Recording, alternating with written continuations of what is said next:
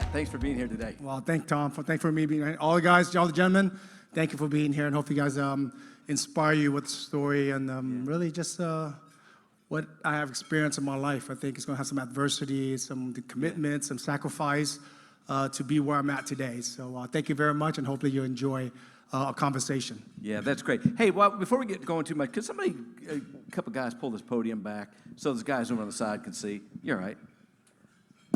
This is a test to see if our speaker's a servant. There you go. Yeah, that'll help those guys on the side to be able to see a little bit better. Yeah. So if you're new to Toolbox, you know, one of our core values is what we call the surprising power of a life story.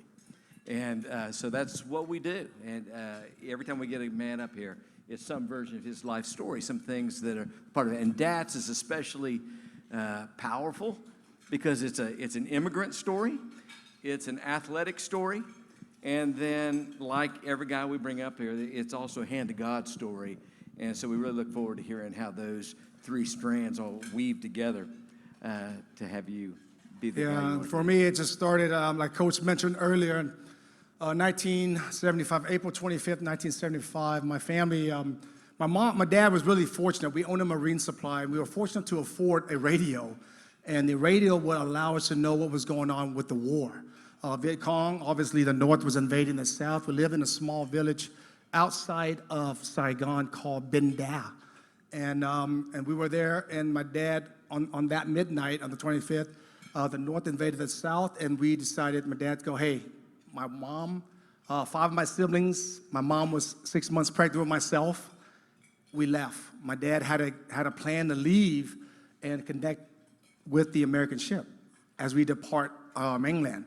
Unfortunately, when we came, it was a little bit late where they were shooting at us. The Viet Cong was too close, and it deterred the American ship away, so we never had connection to the American ship. So we were out, stuck at sea for 7 days. Mom didn't know she was going to be able to carry me through the process of even just having me. And I can tell you, she was seasick. We didn't know. We were fighting off pirates out there. And eventually, after 7 days, we ended up in a land, and we thought it was America, but it was Thailand. And obviously, we couldn't get on the land because we didn't have paperwork. So we were stuck there for another day or so just to finish up the paperwork in order for us to get on land. So when we got back on land, we were fortunate to connect with the Americans and were able to go to Camp Pennington. And then from Camp Pennington there in San Diego, we went to Fort Chaffee, Arkansas. And that's where we were there at the refugee camp, and that's where I was born. So that's how my life started, and that's how God kind of led that path. And I can tell you, the only time that my mom ever brought up anything about that process, when I was growing up, when I was being a bad boy and I wasn't listening, she goes, I almost lost you, and there's a chance that you shouldn't be here. So she kind of reminded me, hey, you better straighten up, boy. So you guys end up from Fort Chaffee getting down to Rockport. Yeah, and what was life like down there? And I think it's kind of cool, the name of the town you came from in Vietnam. Yeah. So we were in Fort Chaffee, Arkansas, and then the Catholic Charity of America took all the different families in, and they dispersed them all around the country. Some went to Pennsylvania, others went to Canada, LA, California, all around. We went to Kalamazoo, Michigan. A church took us in. My brother was 13 years old. My dad worked for the church. A lot of you guys might remember a 1970 Ford LTD. That was donated to my family, and we had that. We were there for 6 months, and Mom stayed home. And I didn't know this story before we migrated down to Rockport, was that she lost her sister. Her sister was distributed from Fort Chaffee to Brownsville, Texas. We were in Kalamazoo, Michigan. And obviously back then, we didn't have anything but land phone and letters, right? So we had everybody's address, but we found out her sister passed away 6 months into America, but they have 11 kids. My mom is in Kalamazoo, Michigan. It's like, who's going to take care of these 11 kids? So my dad got the Ford LTD. My brother was 13 years old, went to elementary for 6 months. I do not know how they navigate their way down to Rockport from Michigan. Don't speak illegal English, You know, the only one, the person that spoke was really my brother, who was 13 years old, but he might have known the alphabet in the first 6 months. So they found a way down to Texas, and they came, my mom's sister's family came from Brownsville up to Rockport. And that's where we lived, and that's where we settled. And Mom kind of took all 11 kids in, along with our family. And what was remarkable about the whole thing, and goes back to God's work, is that in that small village where I was telling you about, South Saigon, Bednarick translation is Port of Rock. We settled in Rockport. Isn't that awesome? Yeah. Oh, wow. So, okay, so how do you go from the Ford LTD trip from Michigan to Rockport? No seatbelt. No, there's 8 of us, right? There's no seatbelt. There's no car seat. So I think I was down the bottom of the legs where you put your feet and your shoes. Yeah. Wow. Well, so take us in a little bit of the story about how you land in Rockport. You're growing up as a kid, and how, I mean, American football had to be like an absolute foreign thing to your family, both the experience and the priority or the time to do it. Yeah, so sports, I was introduced to sport, and it's interesting because my best friend now is kind of a brother to me. I was introduced to soccer. So I remember I was 5 years old, 6 years old. I was in first grade, and I can remember all I wanted to do was go to recess. I didn't care much about school. I was like, I just want to go play, right? And I want a soccer ball. I just want to find a ball and play. So I got to meet this guy named Jimmy Hattenback, was little Jimmy Jr., little Jimmy. And he invited me to come play on the soccer team. So I played in the soccer team, and I thought it was a good play. I thought it was going to be the next Pele, you know, growing up down in Rockport, the legendary soccer player there. But I got introduced to football when I was in 7th grade. In 7th grade, summer of my 7th grade, or really end of my 7th grade year, going to 8th grade. We were talking about business and restaurant. My family owned a restaurant. We went to the shrimping business, and we sold all the shrimp boats, and we got into the land and did restaurant business. And we had a buffet restaurant business, a Chinese buffet. And my mom always said, "You ate me out of business." Yeah. So I was much bigger. Coach was talking about all that weight I was gaining. That was big. Yeah, I was about 5'10", 180 pounds in 8th grade back then. And I was, obviously no muscle at all, 0 muscle, 99% body fat. But what was crazy is that when I was in 7th grade, I wanted to play basketball. Instead of soccer, I went to play basketball. And all my Asian friends were small, and I was like, dude, I'm gonna be the next Shaquille O'Neal. I was like, I'm gonna play this. So I played basketball, and then all of a sudden, my 7th grade year, we were from the school. You walk through an annex. There's an annex building, and then there's an athletic department or athletic facilities. And my coach, Cliff Davis, who played at Texas A&M, he was a baseball player at A&M. And he played for the Colt 45, and then became the Astros. So he was with the organization for over 20 years. So he goes, "Hey, why don't you come out and play football?" And he would sit there in front of the annex because I had a typing class. And for 3 days or so, he would recruit me every day. "Come out, your cousin plays, your brother plays. I think you'll be very good." And so for 3 days, he was persistent, and I gave in. And I finally said, "Okay, I'll come out and play."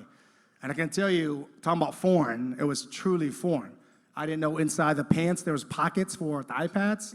I didn't know there was belt loops for those hip pads. So all this was new, but the best thing about the whole process of that, I was in 7th grade, 8th grade, football season started. I remember our first game. And I think it really had helped me through my career and my life with this one thing that I learned in 8th grade, 15 years old. It's called visualization. And we would get prepared to go to the football game. First game of my 8th grade season. We're walking from the athletic department or facilities to the football stadium, which is about 100 yards away. Between the 2 buildings or facilities, there's a gymnasium. And we'll walk and we see the band, we can see the family, we see the cheerleaders, we see the opposing team and on the field. And all of a sudden, Coach Davis go, "Hey, take that left." And I'm like, "What?" He said, "Take that left." So we go in, and it's a gym. It's pitch dark. It's about big as this facility here. And it was pitch dark. And it said, "Put your helmets down. Guys, I want you to close your eyes. Quarterbacks, I want to see yourself make that perfect pass for a first down. Running backs, I want you to see yourself make the first guy miss. Linebackers, I want to see yourself make that tackle for loss. Defensive backs, I want to see yourself make that PBU. We're like, dude, this guy's crazy. You know, I was like, we're about to go. So we go out, we play. Thinking nothing of it, right? So the next week, thank God, next week we played at home. We're walking from the facilities to the stadium, and guess what? Take that left.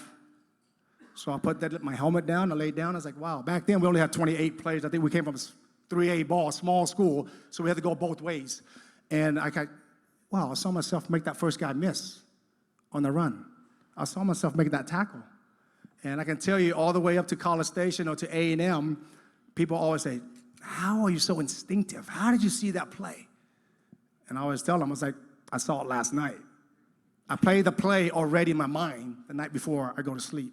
We call the play, they get the formation, they run the play, I already played it. In a game of football, it's a reaction, right? If you think, you're beat. And really, that had helped me through my life and my career, my business. And so if anything, visualization and the sales, I always talk to sales group. That's what I use the most for sales, because if you see it, if you don't have an answer, you're gonna lose that sale. Yeah. So it kicks in. You're playing, you're killing it in college. This is pre-internet, pre-recruiting websites, and somebody ships some film out of you someplace, and all of a sudden you're in the process of being recruited, right? Yeah, so back then we didn't have a lot of recruiting outlets, very few, Coach, right? And social media wasn't big back then or at all. I came from a small school. I was the late boomer. People were getting recruited, beginning the senior year. I wasn't recruited till December of my senior year. So the season was over. I really didn't have an opportunity to go anywhere but maybe Sam Houston State, maybe a couple Ivy League school, if that's a possibility. December 1st, I get a knock on the door.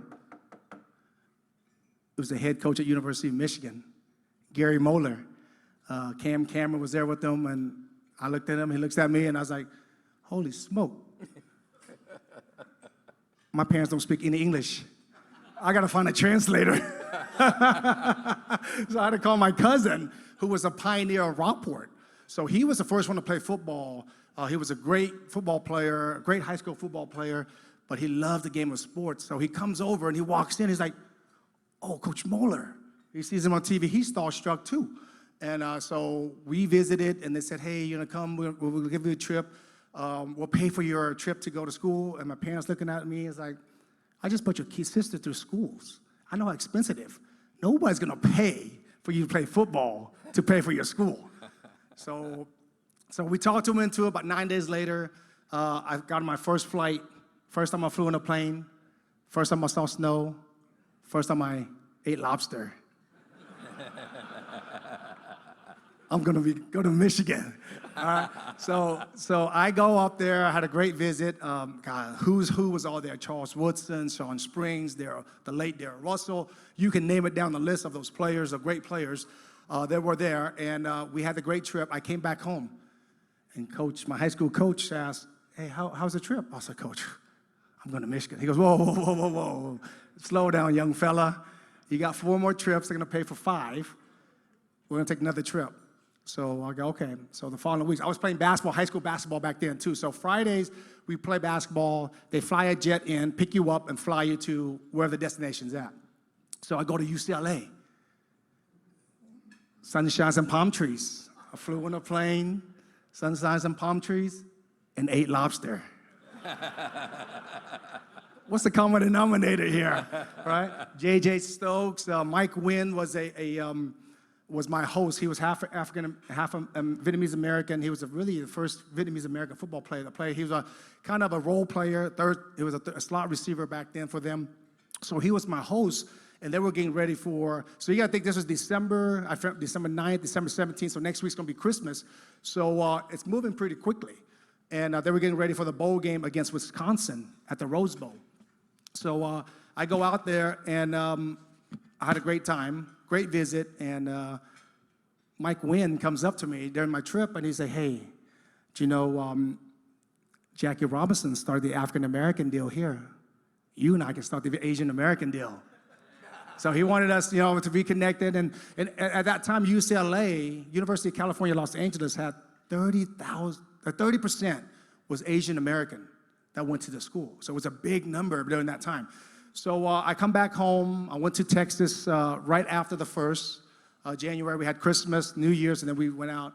And I went to Austin, who's who in Austin. Everybody can think Gerard Douglas. You can name it down the list. And I go there, and I come back, and I think I had way, way too much Earl Campbell sausages. And then the following week, I fly to Texas A&M. And, you're talking about the university, where it's at, where it's located. It felt just like it was home to me. And I'm not a big city guy. I like the small towns. And when I got to A&M, I come back, and I think I talked to Coach Slocum. During that time was kind of not all verbal. It's just kind of, it's like a verbal, but it's not. But I told Coach I was coming back. I'm going to go to A&M. And I could remember somebody asked me, so you go to UCLA, California, you go to Michigan, they gave you lobster. What did A&M feed you? I said, they gave me chicken wings. So I canceled my trip to Notre Dame, which Mom wasn't happy. Mom, obviously, we were Catholics, and Mom wasn't happy. Obviously, Notre Dame's a Catholic school.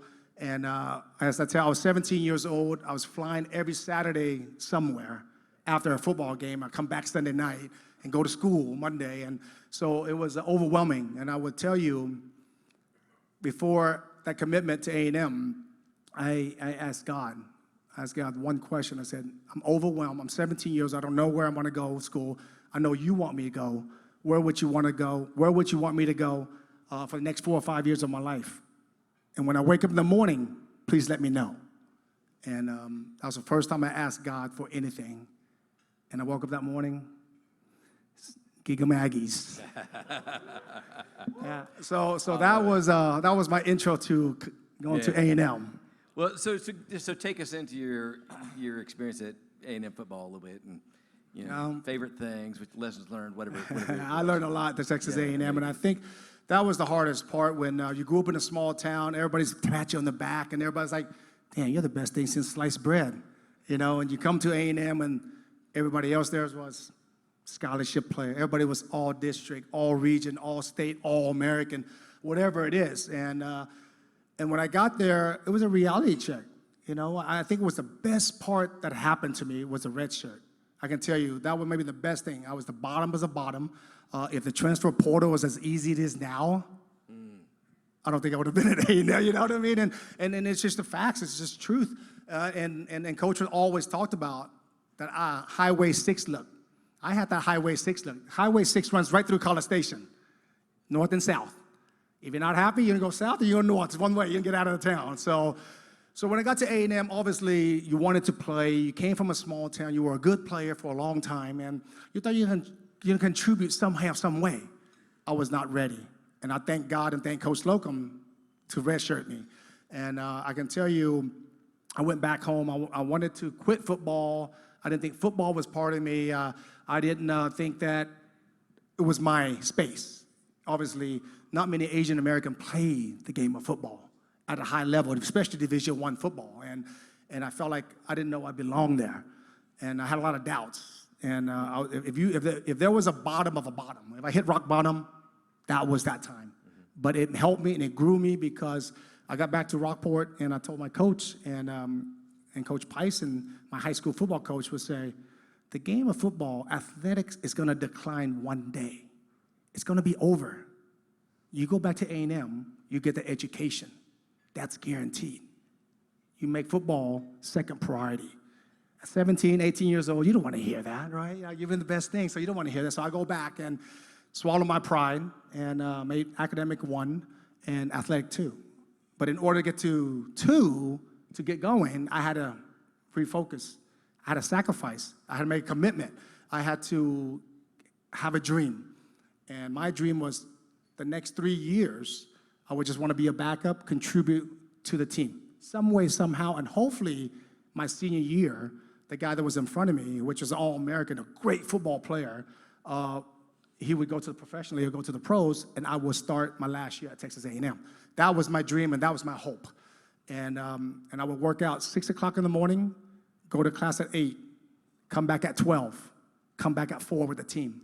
So for 3 times a day, I made a commitment. Whatever it is it would take me, if it's jump rope, if it's lifting weights, if it's watching film, whatever it was, how could I be a better football player at the next level? At high school, you just toss at the ball and you play, right? And A&M, hey, these are men. Some of these guys are 22, 23 years old. No, they've been here, they've been mature, they understand the game. So Rodney Thomas, the late Rodney Thomas, was a great mentor. The way he carried himself, I always watched him as a freshman.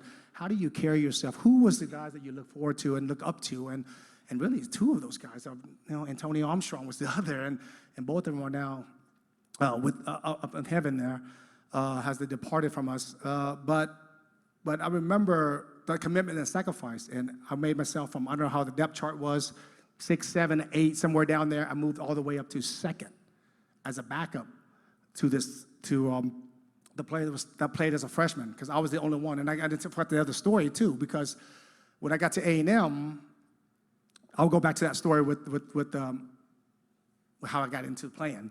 But when I got to A&M, reality check also was that we signed 5 linebackers. And Coach Slocum's defense was a famous wrecking crew, 3 linemen, 4 linebackers. And then you guys, there's 5 linebackers signed. There's only 4 that plays at a time. Someone's going to be an odd man out. I was the odd man out. I was the one that had to swallow my pride and make sure that, hey, you're not going to be able to play this year. You have to redshirt and sit out and practice and don't ever get on the field to play. So all that stuff, I worked on myself all the way up to be a backup. And it was right before our first game of the following season. I was a redshirt freshman. And we were about to play LSU. LSU had some studs, Kevin Falk, Eddie Kinnison, Alan Faneca. All these guys were great players in the pros, and even Booger McFarland was on that team. And so right after practice on Wednesday, the game is Saturday. Coach Slocum go, guys, we got to run sprints. Get on the line. So we're running sprints back and forth, back and forth. And the guy that was starting in front of me steps in a sprinkler head, twists his ankle, and can't play. That was my window of opportunity. 6, 12, 4, the sacrifice, the commitment, what I gave up for the opportunity. And I wouldn't give it up. And Coach told you 51 games after that, I was going to hand it over. So, but that's how my career started. Yeah. And for my career to start the way it did and to be where I'm at, to make it to where I made it, it's all God's grace. Yeah, that's awesome. So do you have a favorite A&M football moment? Oh yeah. Big 12 championship. Hopefully we'll get one this year. But we were at the football championship, and this great coach is here. It's ironic. It's unbelievable. So we were playing Kansas State up in St. Louis, and nobody gave us a shot to win that game. I think we're double-digit underdogs or whatever it was. And Kansas State was a great football team. Not just players, staff, right? You had Stoops brothers on that team, Mangini. You had Leach, the late Mike Leach. So you have all these great college coaches that came from that program with Coach Bill Snyder. So we go play them, and halfway through the game, they had a makeup game because of the hurricane came into Florida, where UCLA was number 1. Kansas State was 2, but UCLA couldn't play Miami in September because the hurricane. It got pushed all the way back to December. So it was a makeup game. So they go down, UCLA go all the way down to Miami and play Erwin James and that team, and Miami beat UCLA, and then announced it over the intercom during our game. Oh, UCLA has lost, and now Kansas State, who's number 2, becomes number 1, going to the national championship. They should have won the national championship. They were the best team, right, Coach? And so they're throwing tortillas on the field during our game. So with like 10 minutes left in the game, they're throwing tortillas. I made an announcement that UCLA just lost. Kansas State's going to go into the national championship game against Tennessee.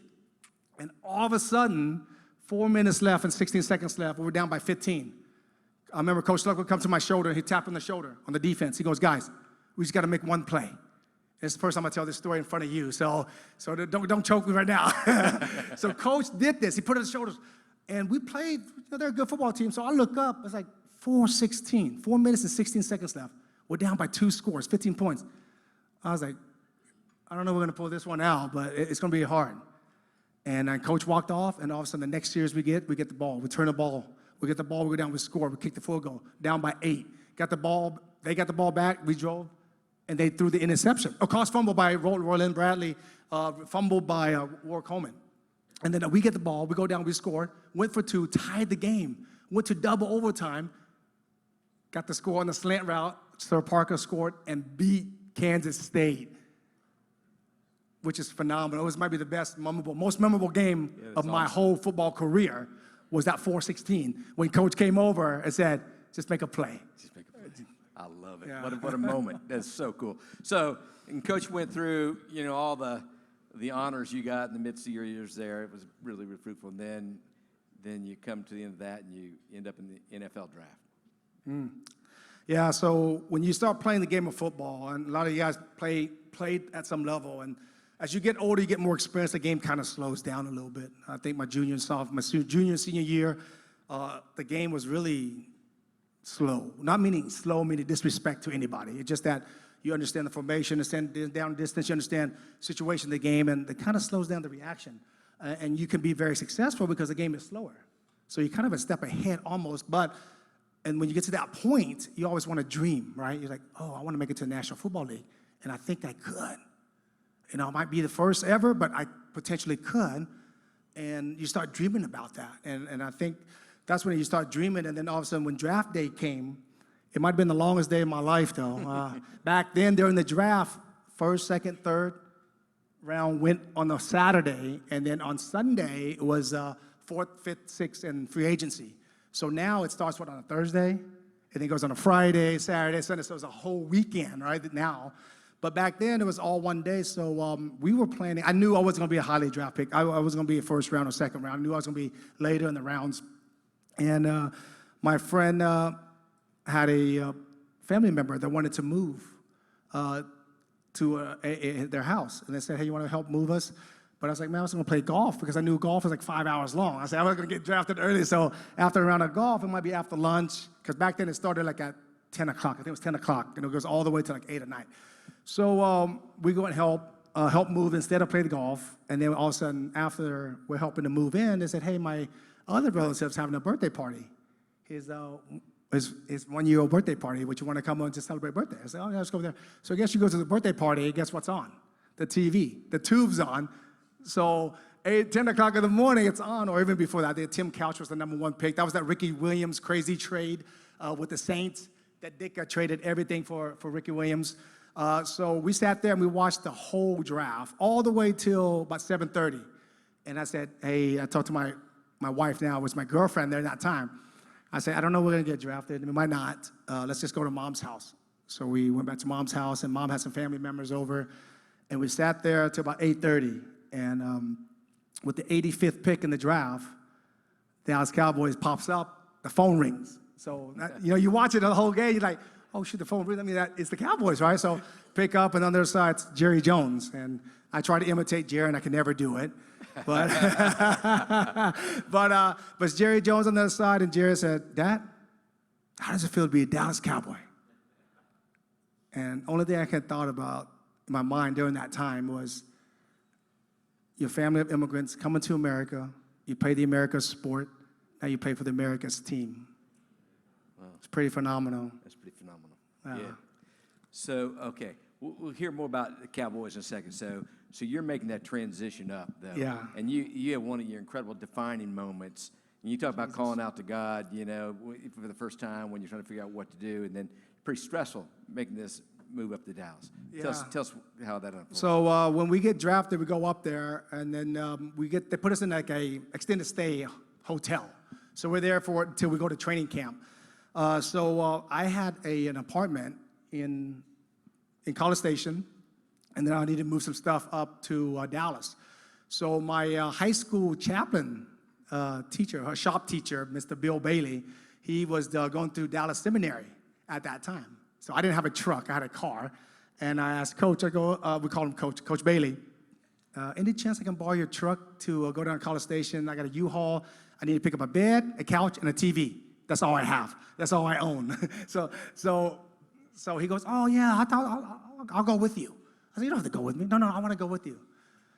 So for 3 hours down to College Station and 3 hours back, all we talked about was Jesus. And that was July 2nd of 1999. And that's when I gave myself to the Lord and Savior, Jesus Christ, as my Lord and Savior. And Mr. Bill Bailey, I thank him every year. I send him a text every year on July 2nd. And, during that time, you realize that how fortunate you are, because you think about where I was at, being the first Vietnamese-American, getting drafted.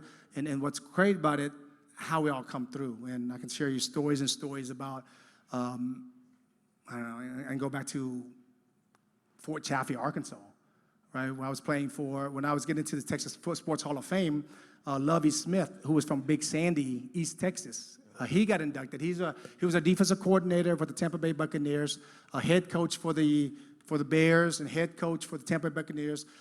His wife. So what was crazy about Lovie Smith?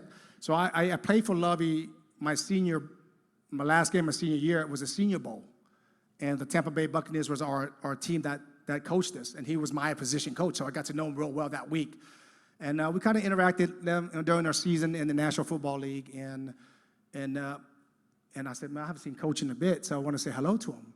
So we're at the green room in Waco to the Texas Sports Hall of Fame. I walk in, and all of a sudden I see Coach, and I'm walking. All of a sudden I see a lady coming. She beeline me right in front of me. She goes, Dad, and she's bawling. And I was like, she goes, Dad, you don't know who I am, but I'm Coach Lovie's wife. I need to tell you a story. My dad just passed away 2 months ago, and I want to tell you this story, and I've been trying to get a hold of you. And I go, yes, of course. I sit down. And he goes, you at Fort Chaffee, Arkansas? I go, yes, ma'am, I was born at Fort Chaffee. I went to Ohio State. Your senior year, you played at the Sugar Bowl. And I went down, and my dad wanted to come down with me. And during the game, he keeps saying, he's one of us. He's one of us. And she looks over to her dad, and she goes, Dad, who's one of us? She goes, Dad. He was a kid that was born in a refugee camp. Her dad was a supervisor at Fort Chaffee at the refugee camp where I was born. Wow. Yeah, so crazy with athletics, with sports, with people that you interact with. Yeah, no kidding. I can go with more stories, but we can proceed. Wow, that's all right. So tell us a little bit about Cowboy World. Now you're in an active relationship with God, and you're in a whole new world, right? Yeah, it was still a challenge with God every day. Yeah. I don't think that's ever gonna. It's still a challenge now, but I think that I knew it was a grace by Him that I was there at that level, and I can tell you the first day. So when you get drafted the following week, you have to go mini camp, and they bring you in. A&M, our playbook is about this thick. The Cowboys is about that thick. You know, every situation you can think of in a game of football, it's in there. So I go in the first day. First guy I met in the building was Darren Woodson, the great safety linebacker from Arizona State. He's a Ring of Honor for the Dallas Cowboys. He comes up and he goes, oh, Dad, congratulations. You're a great football player. Love the way you play. Just one advice. You'll be a former player longer than you'll be a player. You'll be a former player longer than you'll be a player. I only played 7 seasons. I've been out 15. It's twice as much already in my short time. Yeah. But I didn't realize that, but it didn't really sink into that off season to realize, hey, there's life after this game. Yeah. You know, use this platform, use this shield. So I go there. We met Darren. So we go to our meetings. So we go to meetings, and the first day of our mini camp, we go out to 7-on-7. We obviously can't put pads on or anything like that. We just have shells and we have helmets. So we go out there. A lot of you guys know what 7-on-7 is: quarterbacks, receivers, running backs, tight ends, runs the route on offense. And defense, we call a play. Safeties, linebackers, and cornerbacks, and we adjust to the formation, whatever it is, and whatever they run, offensively, we react to it. So halfway through 7-on-7, I hear my name. Dad, get in there, get in there. And it's Coach Campbell, who was the defensive coordinator. And I look over, it's like, dude, I played 51 games. I know football. So I trot myself in there. So you guys are the offense. I'm the defense. So I'm getting a play signal from Coach Campbell. I broke the huddle. I look over. It was Troy Aikman. I look behind him. It was Emmitt Smith. I looked to my left, was Michael Irvin. They snapped the ball. I didn't even move. Man, I was so starstruck. I was like, dude, I'm on the same field with these guys, the triplets, you know. The best thing about that was I told Coach Prime what to do. Coach Prime was my cornerback. I was telling him to play. I love it. Wow. So you get 7 years in with the Cowboys. And I love to think and talk with guys about transitions in their life. So to Darren's point, you know, you can be a former player longer than you're a player. What was it like to move out of there? And, you know, how and when and why? And what's it like? I mean, man, you talk about an identity. Yeah. You know, you've been the man in football for a pretty good stretch of your life at that point in time, and then that starts changing. Yeah, so football, athletics, a lot of you guys been in football or athletics early in your life, you all have structure. You got to be at class. You got to be at meetings. You got to be at practice. You got to be eat. You got to. There's certain things, right? You always structure, and I think that's the hardest part for anybody making that transition. When you're structuring, you're doing something for so long, and then now you're on your own, or you have the spotlight. Whatever how you look at it, I think there's always going to be a struggle. I tell you, the first 6 months I was out, my retirement, I struggled. I didn't know what I wanted to do, what I thought it was going to be the best thing for me, and it was hard. When you do something for 15, 20 years of your life, and then all of a sudden you decide, whoa, I'm going to do something else. And I think that's the hardest part to make that adjustment. I think it's even harder now with a lot of players because there's so many players that doesn't make the money. If you make the money, you have more flexibility, you have more things that you can buy more time. And certain guys that don't have that much time, they got to go in and get a job, find a job, go do something now, supply for their family. And I think the hardest part is that you leverage teamwork, and I'm big on team because athletics, sports, they taught me so much of life skills, how to work with people from different backgrounds. And Coach Slocum always talked about the story of winning as a Big 12 championship. If you ever see the picture of Texas A&M winning the Big 12 championship, you look up that hand of that trophy. You have Samoan, you have African-American, you have Caucasian, you have Asian, you have, so all these people. So I was fortunate to work with different people from all different backgrounds to accomplish a goal. And that helped me, and I love team sports, but that really helps anybody that ever played the game of sport, of team sports. But anytime you make a transition, it's hard. But any advice I would tell you is that you gotta know one thing is that it's not you, meaning it's not gonna be perfect, right? So I look at myself, I play football, I play football for a living. I coach football for a few years and I do Chick-fil-A. I don't even look at it as a job. It's not even work. It's fun to me. Like I'm developing people. You know what I mean? I'm giving people opportunity, a better chance. It's no different from me, or my dad did for me, or my parents did for me, giving me a better opportunity. What we had growing up, that's what they gave me. And all I'm doing right now is giving other opportunities to other people or my kids a better chance in life. And I think that's how you all look at it. And you know, I don't know. I always talk about envy, and I think that's the biggest thing. Is that for me is that I was envy. We were all envy. If you're a business professional or you're successful, you were envy at some time, right? You want to do this, and all of a sudden, sometimes you got to make sure you realize that it doesn't take care of hold of you. You know what I'm talking about? Like, that doesn't drive you. Yeah, money drives it, and guess what? You can't take that with you. You know what I mean? Yeah, you go home, when you go home to heaven, you go home with God. When Jesus comes back, he rapture or you die, you can't take any of that stuff with you. So it's almost like relationships, friendships. Those are the things that don't matter. That's the most important thing. Like, I don't know. I look at Coach. I was like, man, we've known each other 30 years. You know what I mean? It's crazy, right? Like, and we talked about that all the time with our friends too. It's transition is always going to be hard, regardless any job, any making transition. It's going to be difficult. But I think if you have faith, you have God, guidance, and take that. Because for me, it's purpose, right? What am I?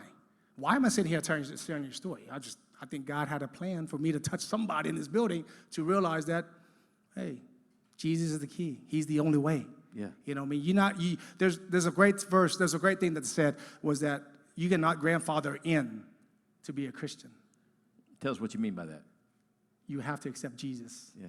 Jesus will allow you to have the path to the Heavenly Father. Yeah. I love that. That's great.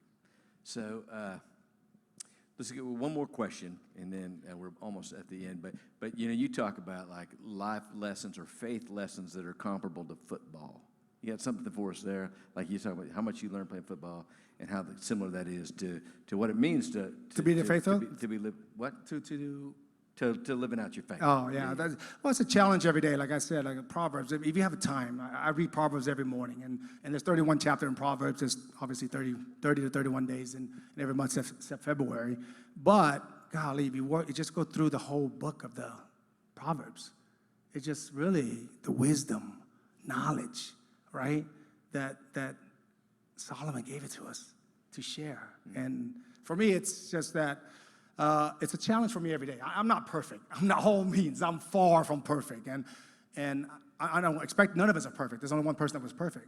So don't beat yourself to death just because you did something wrong. You know what I mean? And I think that's the hardest part, too, for me to live the faith I live now or to live the life I live now. It's like, we have obstacles, right? We go through phases and there's seasons and we go through seasons, and it's no different from anything else that we do. And I don't have all the answers, but I know that as long as you have a relationship, and he'll guide you. It's not going to be perfect, and he's not going to answer your prayers right away. If you expect him to answer your prayers right away, it's not going to happen. Obviously, it's going to take some time. It's going to take a relationship to build, and you got to talk, and you got to ask. And the best advice, though, that I can give you, we can pray, we can ask, we can read the Bible every day, right? 22:6 words, right? When the proverb says, build up a child that he can go when he gets old, he would not depart from the word. The word is the Bible. And for us is to listen.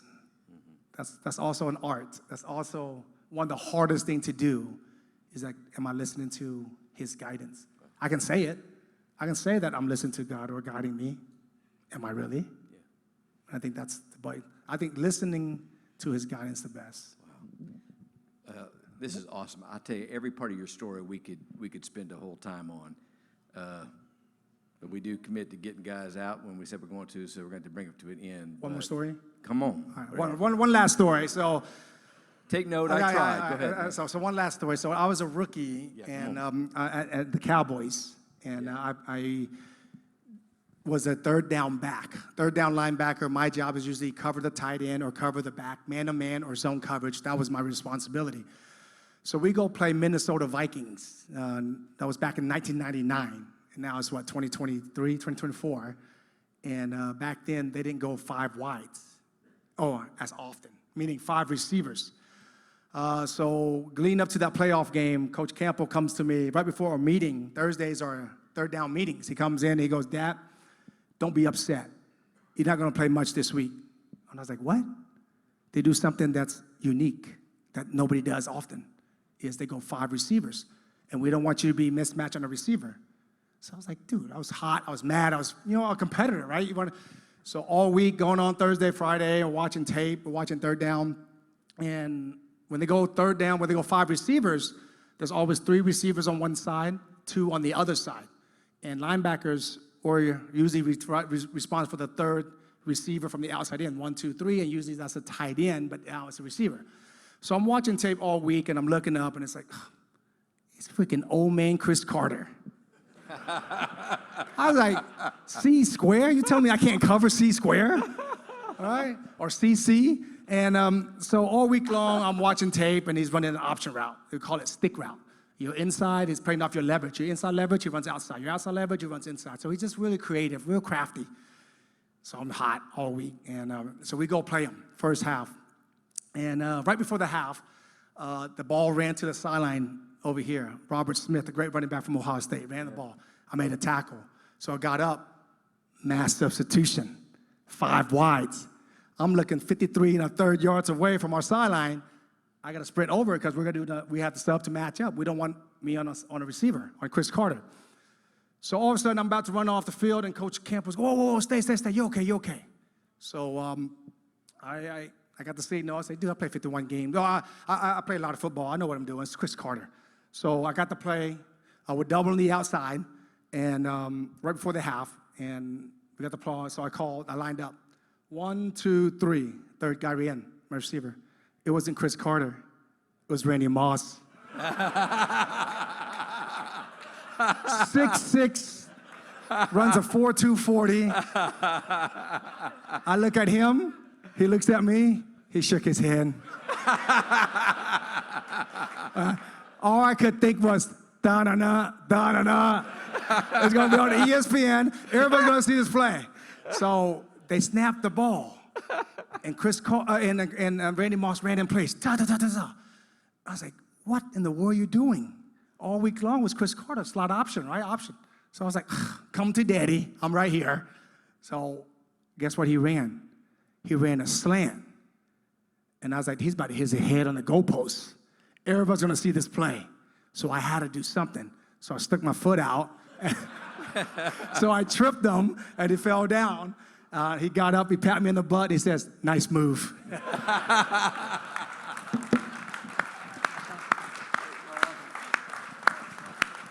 Oh, that is so good. Hey, are you going to be around for a few minutes? Yes, I'll be here. Yeah, for sure. yeah. We would love to keep this conversation going, but I know some of these guys are going to have to get back to the office, that kind of thing. So how about just a really big thank you for Dat Nguyen, man? Awesome.